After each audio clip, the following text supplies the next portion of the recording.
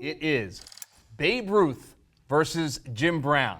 I know who I'm leaning towards. Let me get your thought. All right, so here's the funny thing about Jim Brown. Barry Sanders, another great legend of football. His father didn't even think Barry Sanders was the best running back in the NFL. He thought Jim Brown was. There you go. So that's a shout out to Jim Brown. However, going back to arguments earlier in the program, when you just talk about things in life and in pop culture, if you're talking about legends, you're comparing them to Babe Ruth and nobody else. And so that's why I would say Ruth would move on. Jim Brown is so dominant. When I was a kid, he played for the Browns. I thought they named the team after him until I was educated and figured that was the owner. But I was a child. That was my latest. I've grown out of that. But I will say this.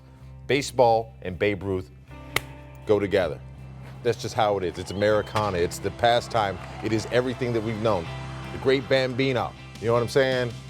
It's all about Ruth. I can't believe it. Come over to my Jim side. Brown. It is Shout out, indeed. buddy. Babe Ruth, the greatest sports legend in our minds Yes. of all time. And you know, it's interesting because we talked about it on the beginning of the show. We didn't include folks that were not on greatest sports legends, so there were some folks that weren't in part of our Yes. list. So you got names like Jordan and Brady and Gretzky and Tiger.